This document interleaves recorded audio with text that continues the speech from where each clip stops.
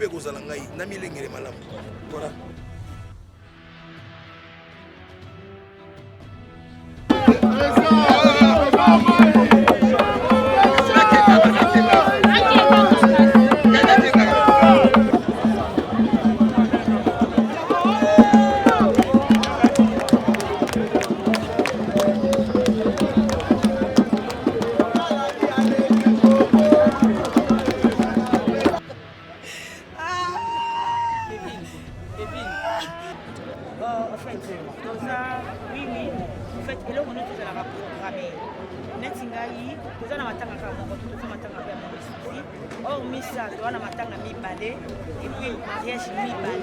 Ndeto nakana limite ke bato to lingaka na viba kufaka.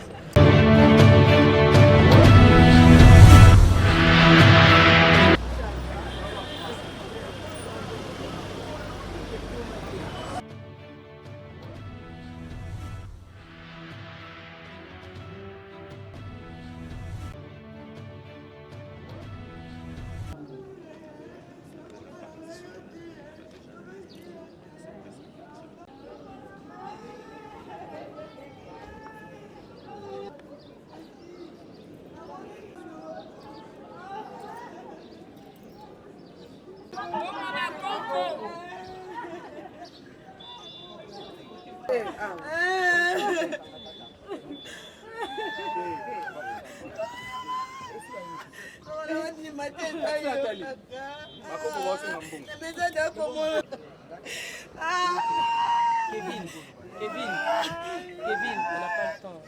Pardon. Vous êtes souple, vous en attendez, il faut te kender.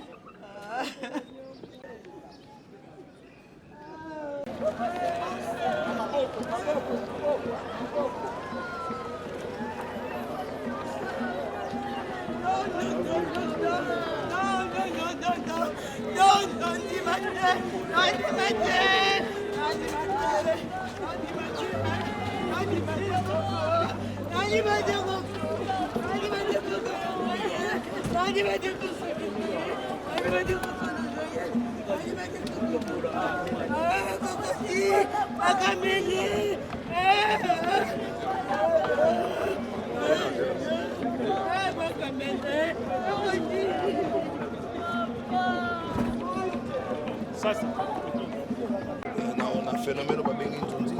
Voilà. Donc, la joie n'a été trop et je vois pas que j'ai quoi la tableau on a joué. Donc, immunité n'a été abana musala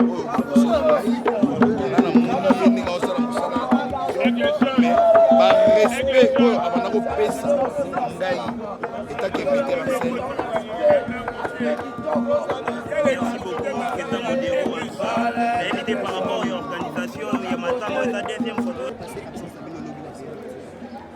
En fait, oui. En fait, et là, on est tous à la programmée. Netingai, tous à matanga kamoko, tous à matanga bien mon souci. Or, missa, tous à matanga mi balé, et puis mariage mi balé. Nous savons très bien que oui, vous reporter anniversaire. Mais mariage ne va pas ici. Parce qu'il va foutre déjà bien avant. Donc hier, il y a un comédien, y compris Ngaï. Ce que vous avez pas pouvoir, on a limité que bateau to lingaka na viba kufaka.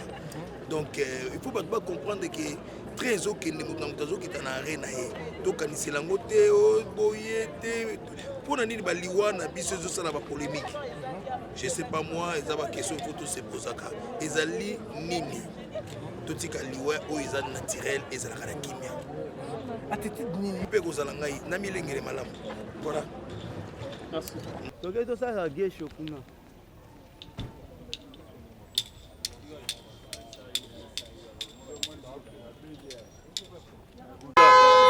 On a besoin de 9h. On a vraiment débordé l'heure. Hein? Et puis ici, tu as place des artistes. Tout le monde a bien. Tu as place des artistes.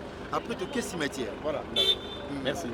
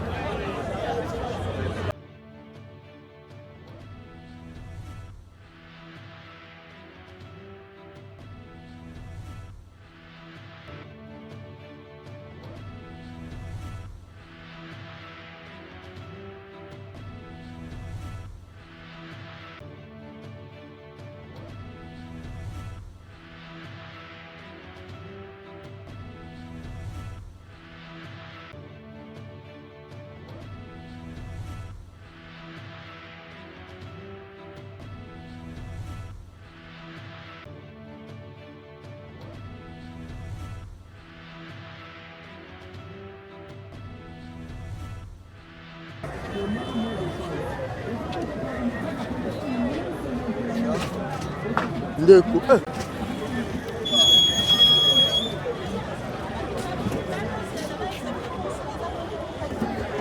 Omona okosepela.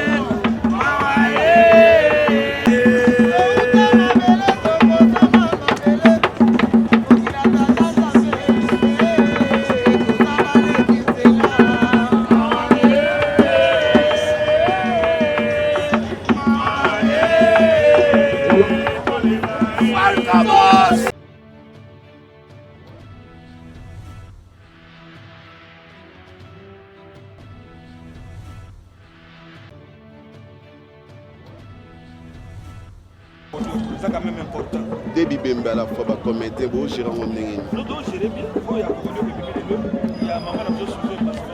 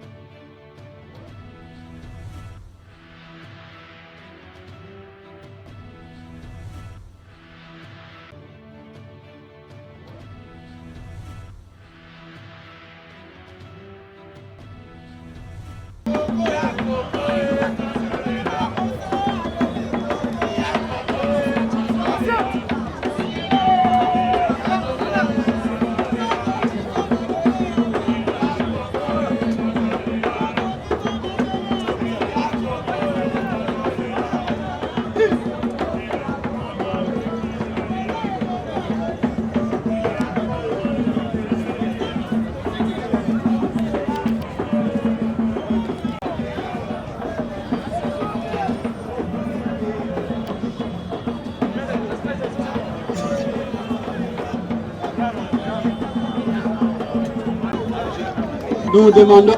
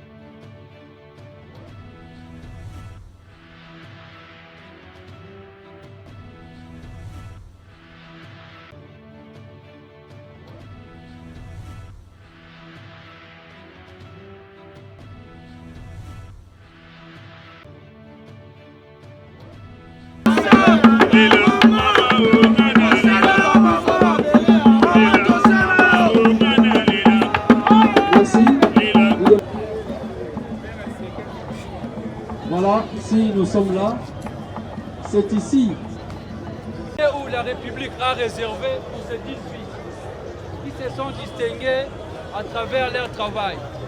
Ici, exceptionnellement, c'est pour les culturels. C'est pour cela notre présence enseignée. Voilà, c'est l'artiste Kokonyo. sans plus tarder. Précisément au président Elombe qui va glisser un mot. Après son mot, il y aura juste deux dépôts de gerbes de fleurs et puis nous allons passer au dévoilement de la flamme. Du groupe Salongo, nous avons la lourde responsabilité de représenter en ce moment, sous la bénédiction du patriarche Massoum de Brendé, président de la NTPC, nous disons merci à toute l'assistance, merci à la famille Boukassa, Chimati, et nous disons à l'artiste qui a rendu des beaux et loyaux services à la nation. Preuve qu'aujourd'hui il vient au Panthéon ici.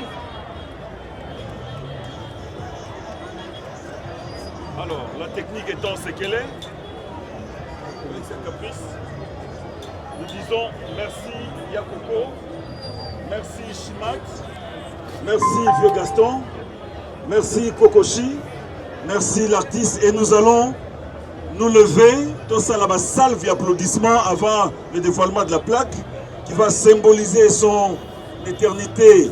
Il va rester ici ad vitam aeternam et Koko Dioko restera ad vitam aeternam dans la mémoire de tous les Congolais à travers ses œuvres. Tokotel les artistes nyonso tobetele maboko makasi pour dire oh l'artiste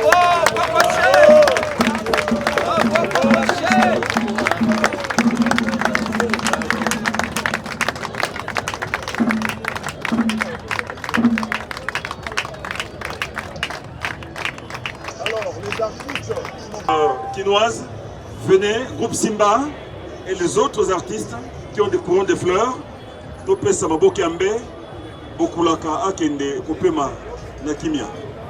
Gerbe de fleurs pour ceux qui les gardent encore.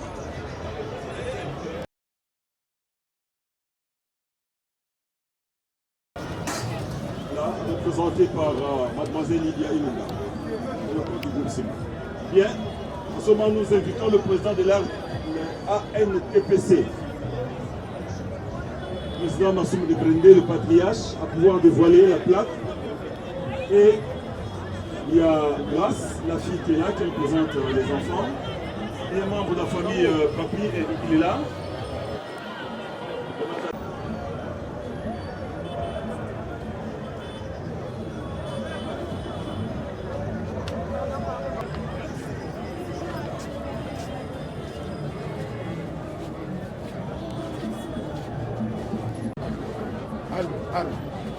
Allô. Avec Coco Cheikh, Coco Diop. Gavana Bisso, oh Gavana Bisso. Tikae, oh phénomène. Yassa Abika, Tikae, applaudissez.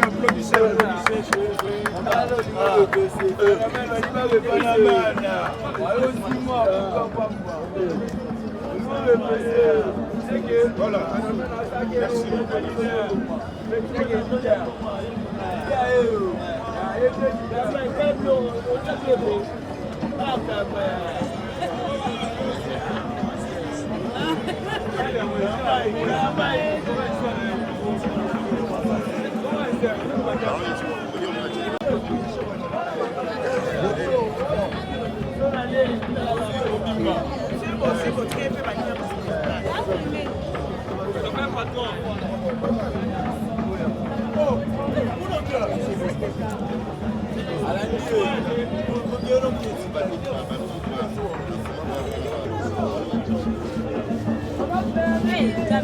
Oh le bon, on est papa, et qui m'a fait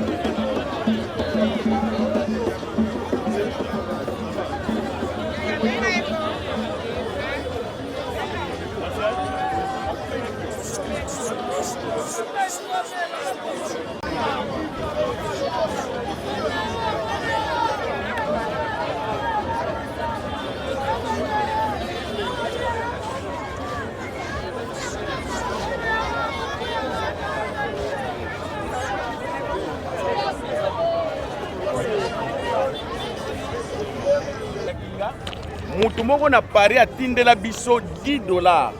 Alobi kombo ozobela bino mibale. Vraiment naza na eloko ya kotindela bino te. Tokabola ngo 5 $, nga nazwi 5 bapesa mwana na ye. Donc aza moninga na ye to souffrir na ye na maladie. Mais nzambe ye moko ayebi nga lelo oyo bino mo bomoni nzambe asalisi nga bwakende malamu vraiment akenda koko. En tout cas, on a témoignage à ta mokote. On a témoignage à ta mokote. Douleur ni nous allons partager les mêmes. Douleur quand il y a icône na biso ou ya tiki biso. Est-ce que eba qui a koko bien? Na eba été vraiment tayo moko. Avant que na sala te attends to joana été na vanda na été na mona ikabo mais ko jouer na e vraiment na joana été. Mais les autres ceux qui liwa ya mokolo mikolo na biso bazo kufa tellement par rapport à liwa ya ba jeune. Entre différents ces alliés, il y a Mama Suzy Bank, organisation qui est. Oui, motivation pour les jeunes aux alatés parce que quand les jeunes peuvent kufa ka mikolo peut bazala na motivation on a pété. Donc c'est normal, on est allé kambuya okosate, on a le besoin vérité. Donc ceux qui jeune a kufi ba mikolo peut bazala motiver te. Yangwana to koma bongo, to zo kende pe bongo. Mikolo ba changer, ndebiso peut to changer parce que mukolo ndo Alexandela. Mais quand même nzelo baninga mikolo ba laxibiso, ya biso to Hollanda. Quand même beaucoup de mikolo. To sai beaucoup taki mikolo na musala. To kutaki bango faut la sabiso ligne de conduite ça bien. Parce que so ba la sabiso ko Hollanda na ba matanga tina makambute to kende bongo. Parce que Kokodo au départ bela na limité visite ya équipe moko ya groupe théâtral qui na otala ye, je ne crois pas. Batu nyoso équipe ya théâtre ezate ko ya ba jeune kaka donc batu nyoso na mikolo wana pe bakenda otala ete.